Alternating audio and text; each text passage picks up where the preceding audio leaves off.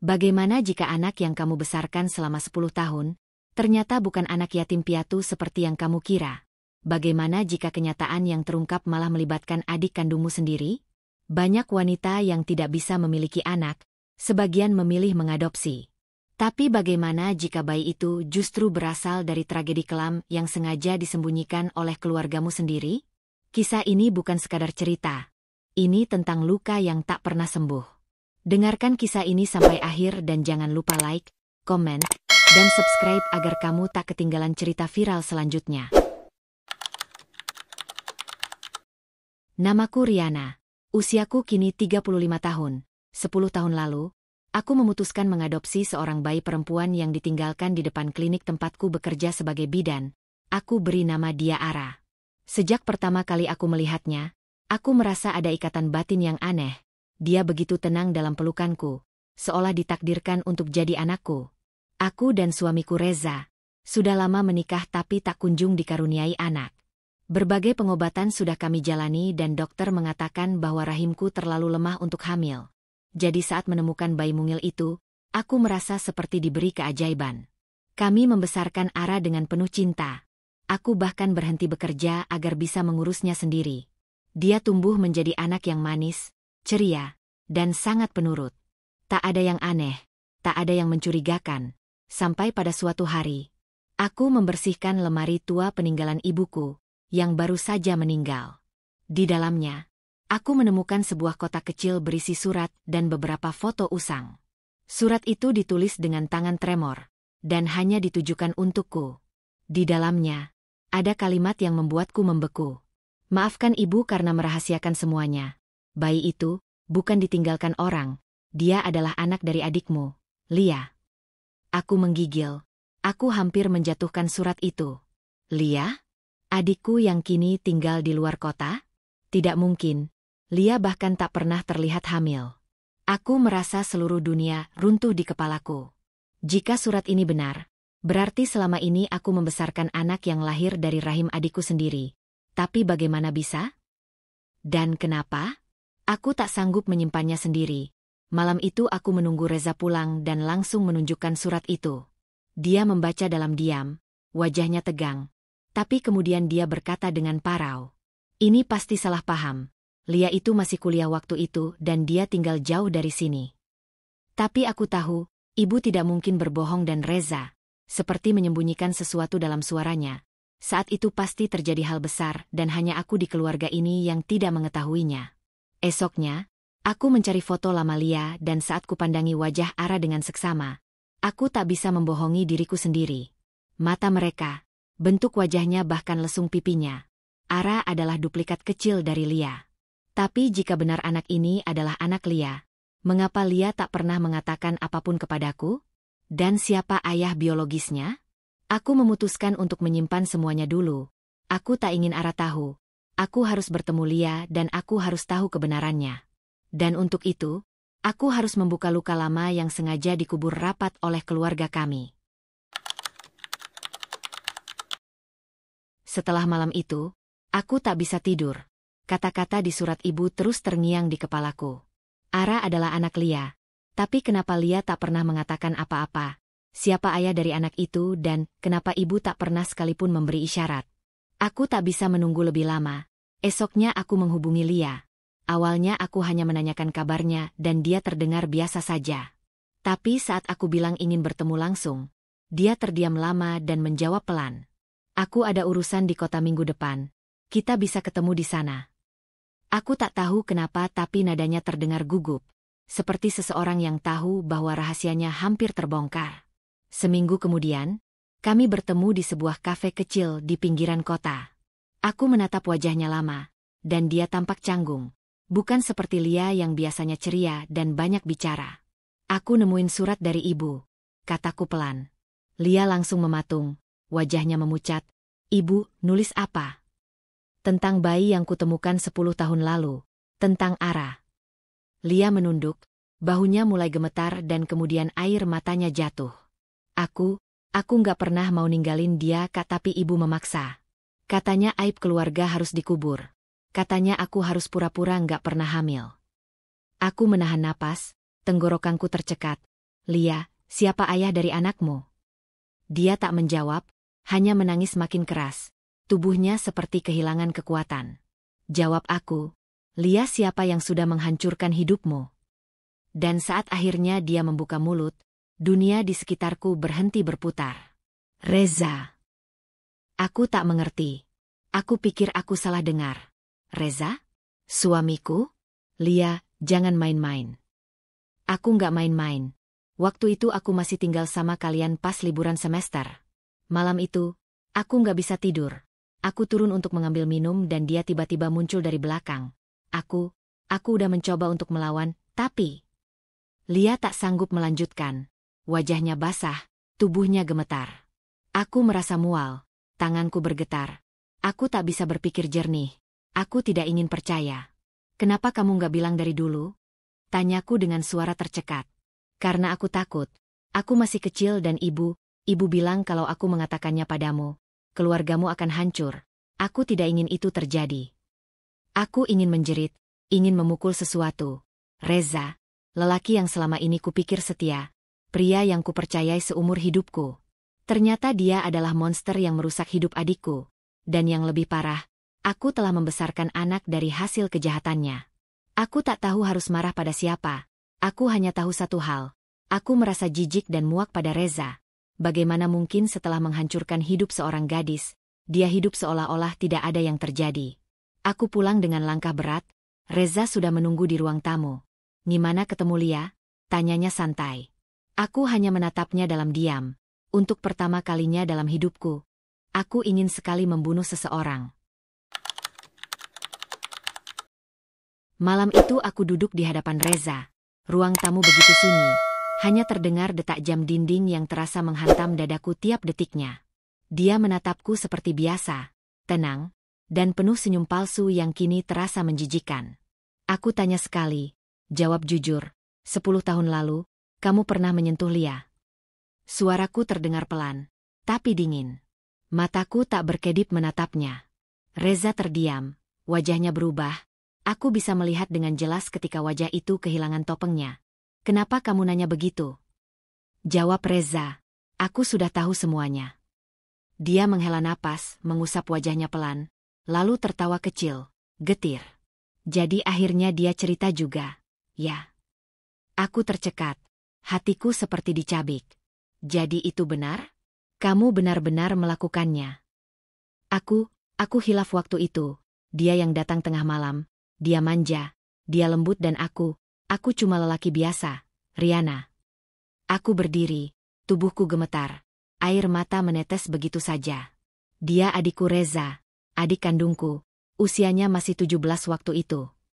Aku tahu dan aku menyesal, Ria. Tapi kamu nggak bisa ubah apapun sekarang. Semua udah terjadi. Kita udah punya Ara dan kamu tahu kamu nggak akan bisa punya anak sendiri. Ara satu-satunya yang kita punya. Aku menatapnya dengan jijik. Ara bukan hasil cinta. Dia hasil dari kejahatanmu dan aku tak akan biarkan kamu sentuh dia lagi. Aku ayahnya. Reza membentak. Bukan. Kamu pemerkosanya. Malam itu aku mengambil Ara yang sedang tidur dan menguncinya di kamar bersamaku. Aku tak bisa memandang Reza lagi. Aku ingin melarikan diri tapi aku tahu. Belum saatnya. Aku butuh bukti. Aku butuh kekuatan hukum dan aku harus memikirkan kondisi Ara. Dia tak boleh tahu kenyataan ini secara kasar. Hari-hari berikutnya aku hidup dalam diam. Pura-pura semua baik-baik saja. Seolah-olah semua masalah sudah terlupakan. Aku kumpulkan bukti, surat dari ibu, pengakuan Lia bahkan aku minta Lia menuliskannya lengkap dan menandatanganinya. Sampai akhirnya, satu malam, Reza masuk ke kamar dan mencoba menyentuhku. Jangan pernah sentuh aku lagi, ucapku datar. Kenapa? Kamu istriku. Aku berdiri dan berkata, tidak lagi Reza, mulai malam ini, aku bukan istrimu dan Ara bukan lagi anakmu. Mulai sekarang, kamu hanya masa lalu yang kotor. Aku menggandeng Ara dan pergi ke rumah Lia malam itu juga. Aku sudah siapkan koper, dokumen, semuanya. Dan malam itu, aku mengajukan gugatan cerai. Reza mencoba menghubungi, datang ke rumah Lia, memohon, dan menangis tapi semua itu tak berarti lagi. Aku pernah mencintai dia tapi sekarang, aku ingin dia membusuk di penjara. Aku tinggal sementara di rumah Lia. Ara tak banyak bertanya. Mungkin karena suasana hangat yang kami ciptakan. Atau mungkin karena dia merasa aman bersama kami berdua. Lia memperlakukannya dengan penuh kasih. Meski matanya sering berkaca-kaca saat menatap wajah anak itu. Suatu malam, setelah Ara tertidur, aku dan Lia duduk di dapur sambil minum teh. Suasana sunyi. Hanya terdengar suara jangkrik dari luar jendela. Lia menatapku. Apa Ara tahu semuanya? Aku menggeleng pelan. Tidak, dan aku nggak tahu kapan harus bilang. Mungkin nggak akan pernah. Lia menggigit bibirnya dan menunduk. Aku nggak pernah membayangkan akan jadi ibu yang menyerahkan anaknya ke orang lain. Tapi, aku juga nggak pernah membayangkan kalau aku dipaksa punya anak dari lelaki yang seharusnya jadi kakak iparku. Aku menggenggam tangannya. Kamu bukan menyerahkan, kamu menyelamatkan. Kamu memberinya kehidupan dan aku akan mencintainya seumur hidupku. Air mata mengalir di pipinya. Aku cuma ingin Ara bahagia. Walaupun aku tidak membesarkannya. Walaupun dia tidak memanggilku ibu. Kami menghabiskan malam itu dengan menangis. Beberapa minggu kemudian, proses cerai mulai berjalan. Aku menyerahkan bukti-bukti lengkap, termasuk surat dari ibu, dan pengakuan tertulis dari Lia. Reza dipanggil kepolisian untuk diperiksa. Dia menyangkal, memutarbalikkan fakta, menyebut kami berbohong tapi bukti terlalu kuat. Aku duduk di ruang sidang dengan tangan gemetar saat hakim menyatakan bahwa gugatan cerai dikabulkan. Hak asuh Ara juga diberikan penuh padaku. Reza tak bisa mendekatinya hingga proses hukum selesai. Usai sidang, aku menggandeng Ara keluar. Dia menatapku. Polos. Ibu, kita nggak pulang ke rumah yang dulu. Aku tersenyum. Enggak sayang, kita mulai hidup di rumah yang baru, tempat yang lebih aman. Tapi ayah gimana? Aku menarik napas pelan. Ayah akan tinggal di rumah lama. Ayah harus belajar dulu supaya tahu gimana caranya jadi orang baik. Ara mengangguk lalu menggenggam tanganku lebih erat dan entah kenapa, genggaman kecil itu membuat hatiku lebih kuat. Malam itu, aku dan Lia duduk berdua di kamar Ara, menatap anak kecil yang terlelap dengan senyum di wajahnya.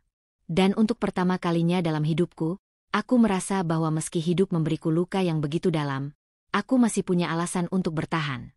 Bukan karena dendam tapi karena cinta. Cinta seorang ibu pada anak yang tak lahir dari rahimnya, tapi tumbuh di dalam hatinya. Beberapa bulan berlalu. Kehidupan kami perlahan membaik. Aku pindah ke kota kecil bersama Ara dan Lia. Kami menyewa rumah sederhana di pinggir taman. Aku kembali bekerja paruh waktu sebagai bidan. Sementara Lia membantu di toko buku milik temannya. Ara kini mulai sekolah dasar. Dia tumbuh jadi anak yang ceria dan penuh semangat. Tak ada satupun tanda bahwa hidupnya pernah diawali dengan luka besar. Tapi aku tahu, cepat atau lambat, semua itu akan datang mengetuk. Suatu hari, setelah menjemput Ara dari sekolah, dia menatapku dan bertanya, "Bu, aku beda ya dari teman-teman? Soalnya mereka sering tanya, kenapa aku nggak punya ayah?" Pertanyaan itu seperti pisau yang menggores hatiku. Aku tersenyum kecil. Semua orang punya jalan hidup masing-masing. Sayang, kamu tetap punya keluarga. Ada ibu, ada Tante Lia dan yang paling penting, kamu punya cinta. Dia mengangguk pelan, lalu memelukku erat. Aku sayang ibu, sayang Tante Lia juga. Aku membalas pelukannya dengan mata basah. Dalam hati aku bertanya, sampai kapan aku bisa menyembunyikan kenyataan? Di malam yang sama, Lia duduk di sampingku sambil membawa sebuah kotak kecil. "Aku punya sesuatu untukmu," katanya. Di dalamnya ada kalung kecil dengan liontin berbentuk hati. "Ini buat Ara. Aku pesan khusus. Di dalamnya ada foto kita bertiga. Bukan sebagai pengganti siapapun tapi sebagai simbol. Kalau dia dicintai oleh dua ibu." Aku menggenggam kalung itu dan untuk pertama kalinya sejak semua ini dimulai, aku tak merasa sendiri. Beberapa minggu kemudian, aku mendapat kabar bahwa kasus Reza ditutup sementara karena kekurangan bukti medis. Pengakuan Lia dianggap lemah tanpa adanya bukti visum saat kejadian. Aku kecewa, marah, tapi aku tidak terkejut. Hukum sering gagal melindungi yang paling lemah. Aku tak ingin mengejar balas dendam. Aku hanya ingin hidup yang tenang untuk kami. Tapi malam itu, saat aku pulang dari kerja lembur, aku melihat sosok lelaki berdiri di seberang jalan. dia menatap ke arah rumah kami dan jantungku seperti berhenti berdetak. Itu Reza. Aku buru-buru masuk ke rumah, mengunci pintu, menutup jendela. Lia menatapku panik saat aku mengabarkan hal itu. Kami tahu, masa lalu belum selesai dan mungkin belum akan pernah benar-benar selesai. Tapi aku berjanji dalam hati, siapapun yang mencoba menyentuh anakku lagi, akan berhadapan dengan diriku yang tak akan diam lagi. Aku bukan lagi wanita yang memaafkan demi cinta. Aku kini adalah ibu yang akan melindungi anakku, meski dengan nyawaku sendiri. Setelah kejadian itu, aku tak pernah lagi merasa benar-benar tenang. Setiap langkah kaki di luar rumah, setiap suara sepeda motor lewat, membuat dadaku berdegup kencang. Aku lapor ke polisi, tapi karena Reza tidak melakukan tindakan langsung, mereka hanya mencatat laporan dan menyuruhku tetap waspada. Waspada? Bagaimana caranya tidur nyenyak kalau orang yang pernah menghancurkan keluargamu kini berkeliaran bebas? Aku pasang kamera di sekitar rumah. Setiap malam, aku pastikan semua pintu terkunci 2 kali. Lia juga semakin jarang keluar rumah, apalagi kalau tidak ada aku. Ara masih ceria. Dia tidak tahu apa-apa dan aku ingin tetap seperti itu. Tapi aku sadar, aku tidak bisa lari selamanya. Aku harus hadapi kenyataan dan satu-satunya cara adalah dengan membuka semuanya. Suatu sore, aku duduk bersama Lia. Aku mau kasih tahu Ara. Lia menoleh kaget. Semuanya? Tidak sekarang. Tidak semua, tapi aku nggak bisa membiarkannya tumbuh dalam kebohongan. Suatu hari dia akan tahu juga. Lebih baik dari kita, bukan dari orang lain. Lia terdiam lama lalu mengangguk. Asal kamu tahu cara yang tepat, aku setuju. Malam itu, setelah makan malam, aku duduk bersama Ara di kamar. Sayang, ibu mau cerita sesuatu. Dia mengangguk, duduk tenang di atas tempat tidur. Setiap orang punya kisah asal-usul. Kamu juga. Kamu adalah anak yang sangat spesial. Kamu hadir di hidup ibu, dari sebuah kejadian yang rumit. Aku diadopsi ya? Tanyanya polos. Aku tersenyum. Iya. Tapi sejak hari pertama aku melihatmu, ibu tahu, kamu adalah bagian dari hati ibu dan Tante Lia. Dia juga sayang kamu, lebih dari yang bisa kamu bayangkan. Ara terdiam, matanya mulai berkaca-kaca. Terus, aku anak siapa? Aku menggenggam tangannya. Kamu anak dari seseorang yang sangat kuat. Dia menghadapi banyak hal sendirian dan dia memilih untuk memberimu hidup yang lebih baik. Aku tak sebut nama. Aku tak sebut tragedi. Tapi aku tahu, dalam hatinya, akan tumbuh pertanyaan-pertanyaan yang nanti harus kujawab. Aku hanya ingin memulainya dengan kejujuran, sekecil apapun itu. Malam itu, setelah Ara tidur, Lia masuk ke kamar dan memelukku. Terima kasih Kak, sudah melindungi Ara dan juga aku. Aku juga terima kasih. Kamu udah kasih aku kesempatan jadi ibu. Tapi kebahagiaan kecil itu tak bertahan lama. 2 hari kemudian, aku menemukan surat terselip di pintu depan. Tanpa nama, tanpa pengirim, hanya 1 kalimat ditulis dengan tangan kasar. Kamu bisa bawa anak itu sejauh apapun tapi aku tetap ayahnya dan dia akan kembali padaku. Aku gemetar. Dunia yang sempat kuperbaiki mulai retak lagi. Bayangan masa lalu belum selesai. Surat itu membuatku kembali sulit tidur. Aku tahu Reza tak akan menyerah. Dia bukan hanya predator, tapi juga pengecut yang tak terima kehilangan kendali. Aku berkonsultasi lagi ke pengacara. Mereka bilang selama tidak ada tindakan langsung, aku tak bisa menuntut. Tapi aku tak bisa menunggu sampai sesuatu terjadi. Aku harus bertindak. Untuk Ara, untuk Lia dan untuk hidupku sendiri. Aku minta Lia dan Ara tinggal beberapa hari di rumah kerabat kami di luar kota.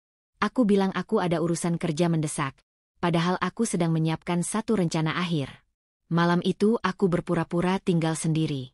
Semua lampu sengaja kubiarkan menyala dan tepat pukul 2 dini hari, aku mendengar pintu belakang berderit pelan. Langkah itu tak asing, pelan, seperti menyelinap, seperti dulu, saat dia menghancurkan hidup adikku.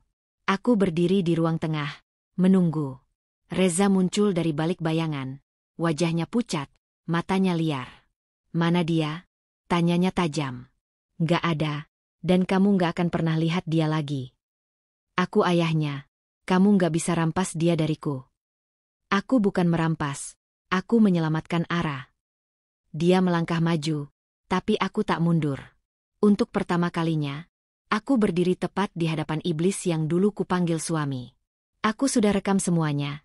Kamera di sudut ruangan ini aktif sejak kamu masuk, dan aku sudah lapor ke polisi bahwa kamu mungkin datang malam ini. Dia terdiam, matanya mulai bergeser, melihat ke sudut atap tempat kamera kecil menyala, wajahnya mulai tegang. Kalau kamu sentuh aku, itu masuk pelanggaran berat. Kamu bisa dipenjara lebih lama dan aku akan berjuang sampai kamu tidak punya tempat lagi di dunia ini. Dia mengepalkan tangan, tapi tak melangkah, lalu dia mundur. Perempuan lemah. Kalian pikir kalian bisa hancurkan hidupku? Aku bukan perempuan lemah, Reza. Aku seorang ibu dan aku akan melakukan segalanya untuk melindungi anakku. Dia keluar begitu saja dan 5 menit kemudian, polisi yang sudah menunggu beberapa blok dari rumah datang dan menangkapnya. Rekaman malam itu cukup untuk membuktikan bahwa dia melanggar batas perlindungan hukum. Hari-hari setelah itu terasa berat tapi juga lega. Aku kembali ke rumah setelah memastikan semua aman. Lia dan Ara kembali dengan senyum lega. Aku tak pernah menceritakan kejadian malam itu pada Ara secara detail. Tapi dia tahu bahwa aku dan Tante Lia telah melindunginya dari sesuatu yang sangat jahat. Dan dia tumbuh jadi anak yang kuat, penuh kasih, dan penuh semangat. Beberapa tahun kemudian, saat dia cukup dewasa, aku dan Lia duduk bersamanya dan menceritakan seluruh kebenaran. Tentang kelahirannya, tentang ayah biologisnya dan tentang kejahatan yang telah menciptakannya. Dia menangis, kami menangis bersama. Tapi di akhir cerita, dia berkata, aku nggak tahu harus marah atau sedih tapi aku tahu satu hal. Aku dicintai, dan itu cukup untukku. Aku dan Lia saling menggenggam tangan. Kami tahu, semuanya akan baik-baik saja. Bukan karena keadilan menang, tapi karena cinta tetap hidup.